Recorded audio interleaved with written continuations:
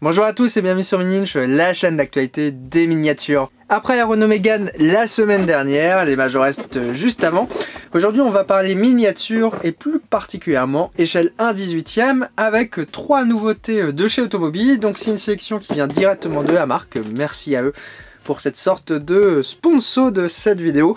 Alors j'avais déjà réalisé une petite ouverture il y a quelques mois avec 5 miniatures et ça vous avait particulièrement plu, donc on retente l'expérience et puis si ça vous plaît encore, on en fera de plus en plus sur la chaîne. Et en plus, comme les automobiles sont un petit peu modèle mystère, c'est parfait pour ce type de vidéo. Allez, on va ouvrir ça ensemble, c'est parti. Aujourd'hui, je vais donc vous présenter 3 miniatures de chez Automobile à échelle 1/18e. Ce sont des miniatures en résine. Et d'ailleurs, avant de passer à l'ouverture, il faut savoir que de base, ces miniatures s'achètent en précommande sur la boutique en ligne Automobile, donc directement sur le site du fabricant, qui organise en fait tous les mois une précommande d'à peu près 6 modèles. Et après, on peut les retrouver chez divers revendeurs également. Ça, c'est nouveau depuis quelques années seulement. Et donc, après avoir passé précommande, souvent 3-4 mois juste après, vous recevez votre miniature dans ce type d'emballage avec uniquement la petite référence ici qui traîne, Auto 397. Vous ouvrez le carton et c'est à ce moment là que vous découvrez la boîte blanche iconique, unique, puisque toutes les automobiles possèdent la même boîte à exception près de certaines séries spéciales. Or les boîtes sont au design identique, par contre elles font pas forcément la même taille, et voilà, parce que la deuxième ici est un peu plus grande, donc c'est une plus grosse voiture, donc avec une plus grosse boîte, ça paraît logique. Et une fois que vous avez ouvert la boîte blanche, vous tombez alors sur un petit polystyrène qui va contenir la voiture que je vais déballer tout de suite. Alors j'en ai déjà ouvert 2 pour faire le petit shooting. J'étais pas forcément très content de moi, donc bon, voici quand même les photos en attendant. Et c'est parti avec ce premier modèle qui est donc une petite Mazda. Alors celle-ci est totalement dans son emballage d'origine, donc la plupart du temps les automobiles sont emballés de cette manière, dans du polystyrène, avec un premier petit film ici en papier de soie, et après on retrouve un plastique. Et également on a ici, souvent, la plupart du temps, un petit double au niveau des différents logos. Tac, si on la déballe complètement, ça donne ça. On se retrouve donc ici avec le premier modèle JDM, donc une Mazda RX-7 FD type R, avec une finition un petit peu piste, puisqu'elle est spéciale pour Bathurst R. Bathurst pour la célèbre piste australienne, particulièrement connue pour ses virages et ses courses de GT3 aussi, plus particulièrement d'endurance. Alors donc là on est sur un modèle qui est sorti en mars 2022, qui est tout neuf, hein, et qui a donc été tiré à 2500 exemplaires. Donc on est sur une teinte qui s'appelle Bathurst Yellow. Alors je promets, je vais bientôt investir dans une sorte de plateau tournant. Là je fais avec la méthode B pour vous présenter la voiture. C'est très galère, hein. Alors, les miniatures sont donc relativement récentes. Celle-ci date de mars, mais elle est évidemment déjà épuisée sur la boutique en ligne Automobile, puisque ça va très très vite. Et on la retrouve chez des revendeurs de miniatures. Il faut juste savoir qu'il y a une particularité avec les automobiles, c'est que quand vous pouvez les acheter sur la boutique, la plupart du temps elles sont à 70 €. Et quand vous pouvez les trouver chez les revendeurs, en fait elles sont souvent plus chères, de 20 à 30 €. Bon, ce qui crée chez cette marque une sorte de spéculation, puisqu'en fait n'importe quel collectionneur peut acheter une voiture et la revendre 20 € plus cher, puisque vous ne la trouverez pas moins chère dans le commerce. C'est un parti pris, ça fait partie du jeu avec ce fabricant. On est donc sur la résine qui permet d'avoir des détails plus profonds au niveau de la carrosserie, mais qui empêche d'avoir des ouvrants. Donc là, au niveau de cette production, c'est la première fois, il me semble, exactement, je confirme, qu'on la voit chez Automobile. Donc c'est un nouveau moule, relativement bien travaillé ici, on voit bien avec les différents ouvrants. On le confirme, on a également les différents noms, le logo ici, qui sont des petits décalques, des pièces rapportées, présence de la plaque. On a un petit pot d'échappement qui est peint, on a la petite languette ici d'assistance qui est également légèrement présente. On est sur une miniature quand même qui est assez grande, avec des jantes spécifiques, des pièces rapportées, petite antenne, vitres légèrement bombées. Bon, c'est un petit peu désagréable vu l'emballage, mais la plupart du temps il reste des fois du polystyrène sur les miniatures, c'est bon, ça fait de prendre un chiffon et pour l'enlever. D'ailleurs, on a un petit vitrage fumé qui a été réalisé à l'arrière. Essuie-glace qui est très bien positionné. Hop, en latéral, on a aussi les ouïes qui sont très bien représentées. Au niveau de l'intérieur, on est sur une conduite à droite. Il est beau, hein. Par contre, c'est vrai qu'à la caméra, on ne va pas le voir malheureusement. C'est le petit souci. Détail également qui a toute son importance, mais on voit qu'il y a également un petit miroir qui est posé sur ce modèle au niveau du rétroviseur. La plupart des miniatures pour ce prix n'en ont pas. Et la face avant paraît très bien représentée. Donc ici on voit qu'on est sur une version un petit peu sport. Bon, la plaque est pas trop droite. Petit reproche qu'on peut faire, voilà, c'est... Des fois ça peut arriver sur des modèles qui doivent avoir 1 mm de jeu. Et sinon on est quasi propre avec les feux ici qui sont rapportés. Bon, les œillères sont fermées, donc on verra pas les feux, on peut pas les ouvrir ici. Globalement une belle miniature bien représentée. Et donc la plupart du temps sur les automobiles, moi c'est pas le cas puisqu'on est sur un exemplaire qui est presse. Juste en dessous vous avez un petit numéro. Et donc les miennes elles sont en échantillon commercial. Voilà. Ne peut pas être vendu. C'est un petit peu le jeu. On va donc passer au second modèle. On est clairement sur ma préférée de chez Préféré, avec une jolie petite Honda FK8 type R, un petit peu particulière, puisque là on est sur la version Mugen, ou Mugen, bon, à voir comment les Japonais prononcent, qui est donc un préparateur de chez Honda. Bon, c'est un petit peu l'équivalent, on pourrait dire, d'Alpina pour BMW. Donc on est déjà sur une version sportive de base de la Honda Civic type R, donc la version FK8, et en plus là encore plus sportive, donc... il y a des choses à dire sur cette voiture. Elle a été produite qu'à 999 exemplaires seulement. Et elle est dispo depuis mai 2022. Donc là, c'est une petite teinte Milano Red qu'elle s'appelle. Alors, celle-ci est rouge, mais elle existe aussi en bleu, avec une édition spéciale pour les revendeurs. Alors, il y a plein de particularités chez Automobile, ça c'en est encore une. Il faut savoir que la marque réalise de temps à autre, sur certaines références, pas toutes, sans forcément le dire, des teintes différentes ou des modèles légèrement différents pour les revendeurs, c'est-à-dire les boutiques de miniatures en ligne ou en magasin. Alors de ce que j'ai compris, c'est que des fois en fait les références sont ouvertes à la commande. Par exemple, un magasin peut acheter celle-ci et donc la vendre plus cher que sur le shop. Mais des fois Automobile fait le choix, comme par exemple sur cette version qui est qu'à 999 exemplaires, de tout réserver en fait cette vente aux collectionneurs et donc à ces, on va dire, amateurs du club automobile. Et donc en fait va créer une seconde référence un petit peu différente, faire plusieurs ventes avec une nouvelle teinte pour vendre au magasin. Voilà, donc ce qui explique que ce modèle existe en 2 exemplaires. Alors échelle 1/18e, c'est la première fois qu'on voit une Mugen type R, donc c'est donc inédit. Chez Automobile on a déjà vu la type R normale en blanche. Cette version est également différente.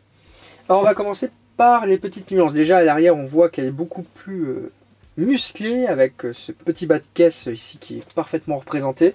C'est une voiture qui est à nouveau en résine comme toutes les automobiles et en fait ça permet de pouvoir pour le fabricant faire des petites séries comme celle-ci qui ont plein de petites différences au niveau des pare-chocs puisqu'en fait en termes de production c'est beaucoup plus simple de modifier entre chaque teinte par exemple les modèles.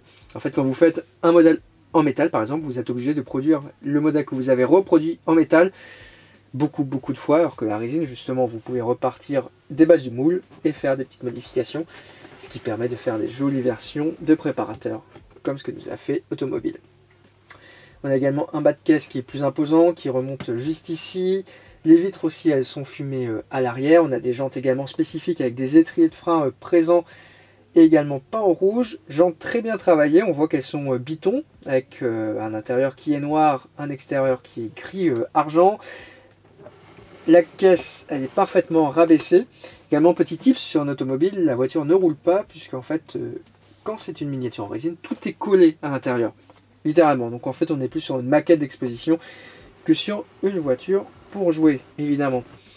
À l'avant également, tout est un petit peu différent par rapport à la type R habituelle. On a également donc cette ligne de bas de caisse qui est donc différente.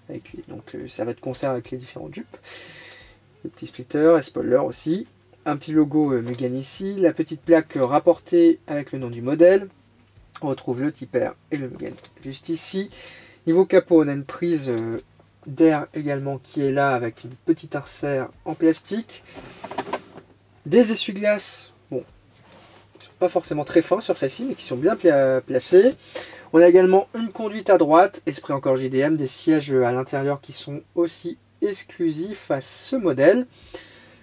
Ils sont bien reproduits, hein, de même que l'intérieur, mais c'est compliqué franchement à voir avec la caméra, d'autant plus qu'en plus on a les vitres fumées. Elle est magnifique. Moi ce que j'adore ici c'est les détails hein, au niveau de l'aileron arrière et toutes les positions qui sont possibles de faire justement. Aileron qui est quand même spécifique aussi à cette version, il n'est pas identique à la version tipper habituelle.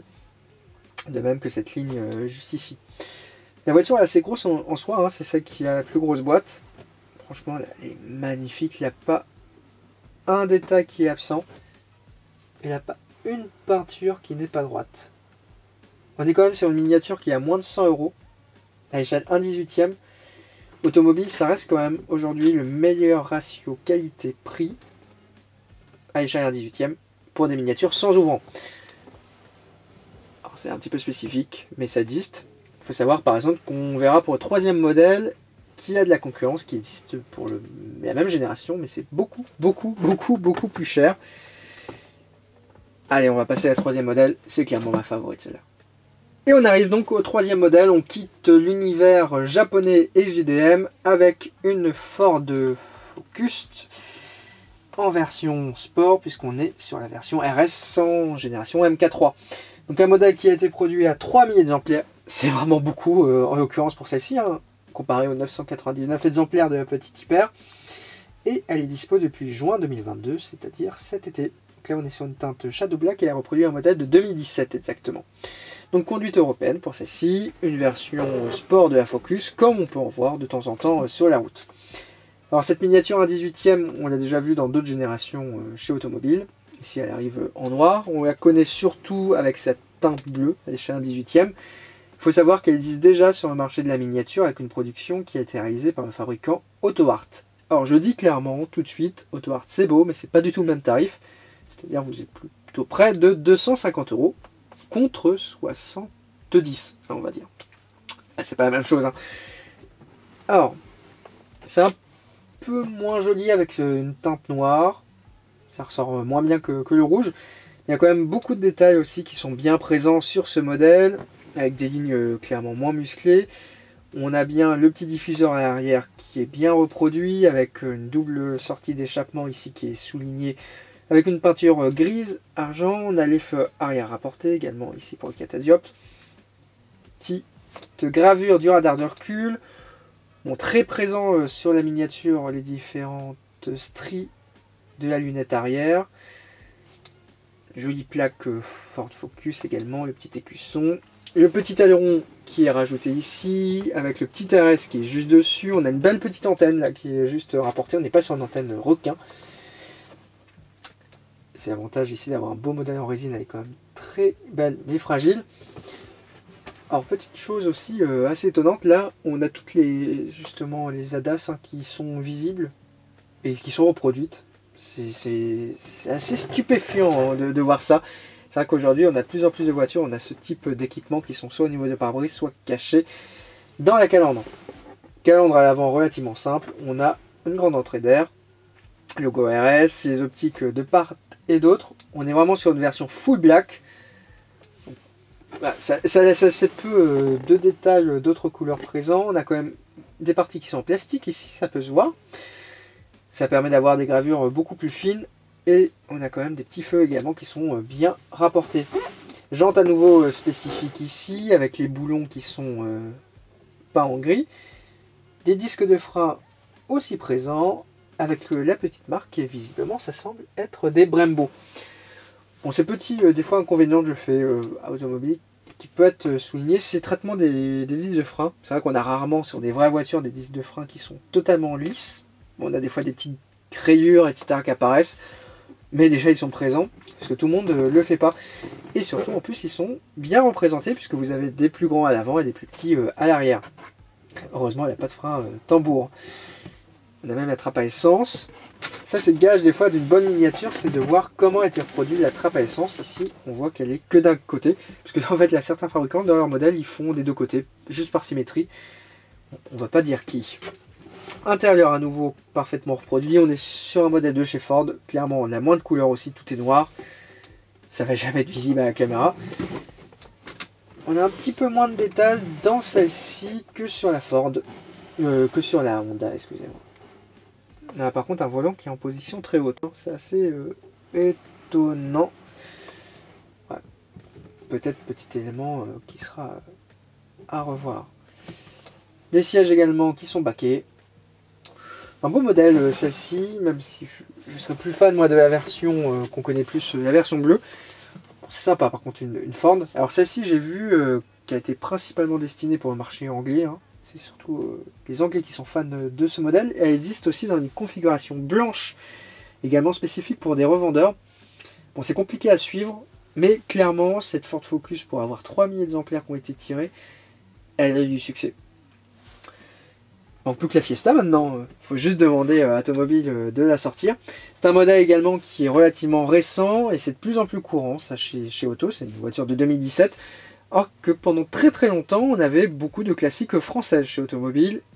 Pour découvrir toute la gamme, je vous invite à retrouver la vidéo que j'avais tournée avec la découverte de l'intégralité de la collection, donc toutes les références automobiles, et on voit justement l'évolution de la marque. Donc là, on avait 3 modèles de sélection de chez Automobile. Clairement, ils m'ont fait plaisir. En plus, j'aime bien cette sélection sportive, JDM, moderne. Tout ce que j'aime pour agrémenter ma collection. C'est donc la fin de cette vidéo, merci beaucoup de l'avoir regardé. Vous pouvez me suivre sur tous mes réseaux sociaux, particulièrement Instagram. J'aime bien mettre des petites stories avec la découverte de certaines news en avant-première. Également TikTok et aussi sur Facebook. Et vous pouvez lire sur minilinge.com, donc le blog, avec des articles de la rédac tous les jours, l'actualité des miniatures. De notre côté, on se dit à très bientôt sur Minilinge. Promis, j'essaie de faire à nouveau une vidéo la semaine prochaine. Allez, ciao!